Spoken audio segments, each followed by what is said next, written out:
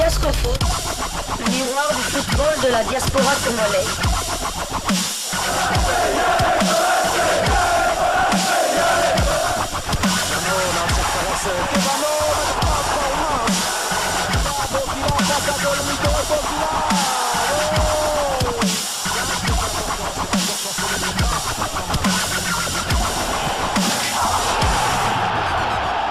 Diascofoot, le miroir du football de la diaspora congolaise.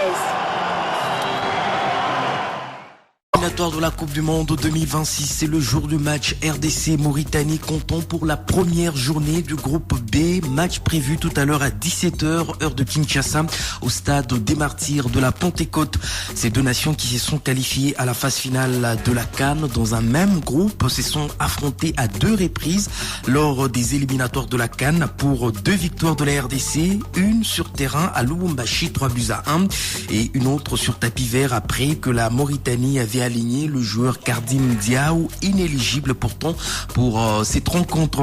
Quelques mois après, c'est dans une autre campagne que Congolais et Mauritaniens se retrouvent pour une campagne de la Coupe du Monde qui va s'étendre sur 2 ans et pour 10 matchs. Il faut faire des bons résultats à domicile, estime Sébastien Desabre, sélectionneur principal de la RDC. Le moral des joueurs est bon, il est dans la continuité de ce qu'on fait depuis quelques temps. La récente qualification à la CAN nous a donné beaucoup d'énergie. Après, on rentre dans un nouvel objectif qui est un long parcours puisqu'il y aura 10 matchs étalés sur 2 ans. On va rentrer avec bien sûr de l'ambition sur cette qualification, mais aussi avec beaucoup d'humilité. Le principal étant de faire des bons matchs pour mériter la qualification. En tout cas, ce qui est important, c'est de continuer sereinement le redressement et la bonne marche de la sélection. Sur le terrain, on a gagné un match, on a fait match nul là-bas, dans un contexte qu'on peut qualifier de particulier. Quel que soit l'adversaire de demain, nous on est concentré sur ce qu'on a à faire à domicile. Si on veut atteindre notre objectif, ça passe par des bons résultats à domicile, quelle que soit l'équipe.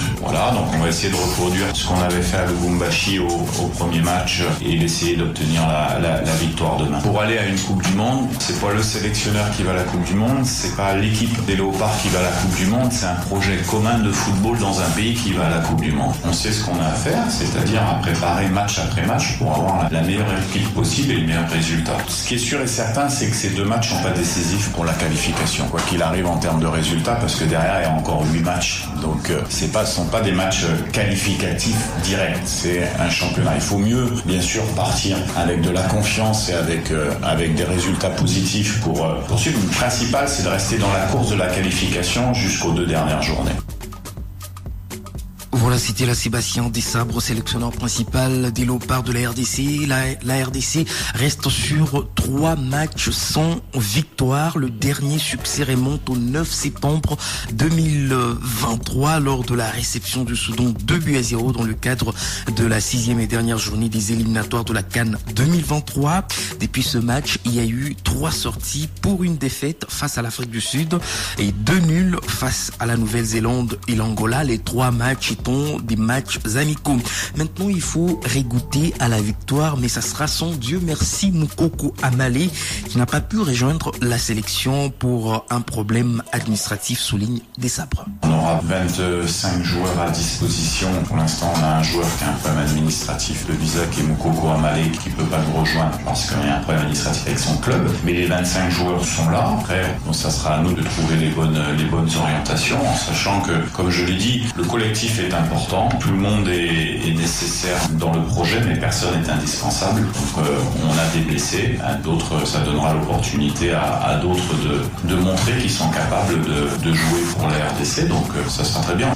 Les Léopards s'y sont entraînés pour la dernière fois au stade des Martyrs de la Pentecôte, tout comme les Mourabitounes qui, en grande partie, connaissent la RDC. Je parlais de cette double confrontation lors des éliminatoires de la CAN et les sélectionneurs de la Mauritanie, Amir Abdou, indiquent qu'ils ne sont pas venus dans cette compétition pour distribuer des points.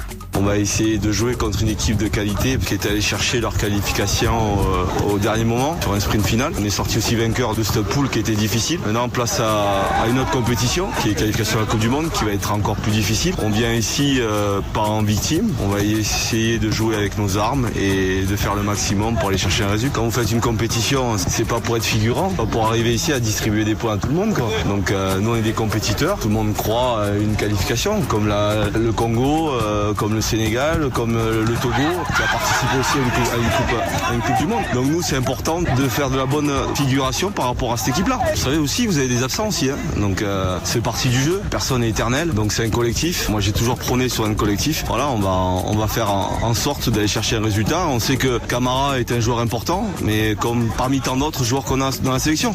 Amir Abdou, il est sélectionneur principal de la Mauritanie. Il n'a pas vraiment changé grand-chose dans son effectif. Nous allons d'ailleurs faire le point sur les arrivées, les absences dans ce groupe de la Mauritanie et ce qui pourrait être le 11 des départs d'Amir Abdou ce soir au stade des Martyrs de la Pentecôte. Et c'est avec notre confrère Papi Katassi Menakubundu. Amir Abdou, le coach de l'équipe nationale de la Mauritanie, a fait appel à un jeune qui monte très fort en Jupiler Pro League. Il s'agit d'Aboubakari Keïta, l'actuel buteur de la formation des Saint-Tron, longtemps blessé en raison d'une blessure, le taulier de la défense. Lamine Bassine son retour. La surprise du chef sous la liste des Mourabitoun se trouve être Bakary Moussa Ndiaye, le défenseur central de 24 ans, appelé pour la première fois en sélection depuis la prise de fonction d'Amir Abdou. Le plus grand absent sur la liste, c'est celui qu'on surnomme AK-47 Aboubakar Kamara, qui manquera les 2 prochaines rencontres pour raison des blessures avec son club actuel Al Jazeera Sporting Club. Il sera aussi obligé, donc les coachs, de faire face aussi aux absences de certains autres cadres, notamment de Baïma Ndoye, société de Al Arabi, Almike Moussa Devon-Velin en France, de Mamadou Doums Fofana Dami en France et Amadou Niassé. Pour les restes que du classique, le portier Longiline Babacar Mbaye Niassé sera titularisé. La défense à 4 sera composée dans l'axe par El Hassan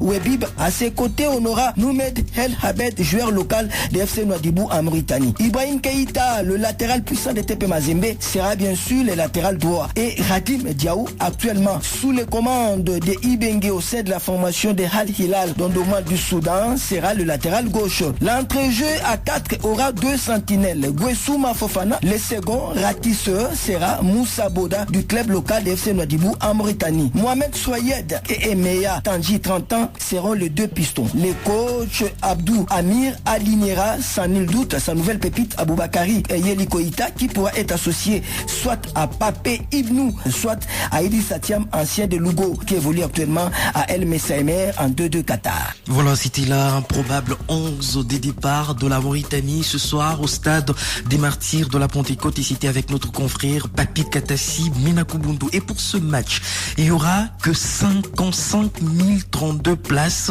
Il n'y aura pas de vente des billets parallèles comme ce fut le cas lors du match contre le Soudan. Comptons pour la dernière journée des éliminatoires de la CAN 2023. L'assurance est faite par Bob Richard Makandalele, chargé de la billetterie du match. Dans une interview accordée à Top Congo FM, il a indiqué que des compromis ont été faits entre le ministère des Sports et Loisirs, celui des Finances et le comité de normalisation de la FECOFA au cours des réunions tenues afin d'éviter le désordre observé le 9 septembre dernier. On l'écoute. Nous avons 3 types de billets. Billets pour tour qui coûtent 10 000 francs, billets tribune centrale qui coûtent 25 000 francs et billets tribune d'honneur B qui coûtent 40 000 francs. Les billets sont en vente dans tous les points de vente Robank.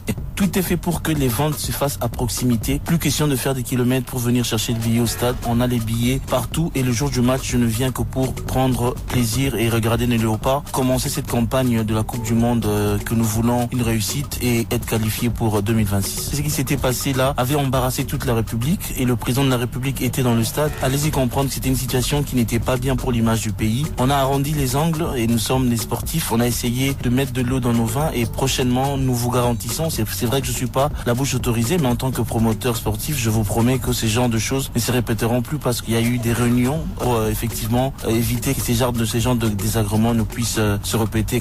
Voilà, c'était là Bob Richard Makandalele, il est chargé de la billetterie de cette rencontre. Coup d'envoi, je rappelle, 17h, heure de Kinshasa.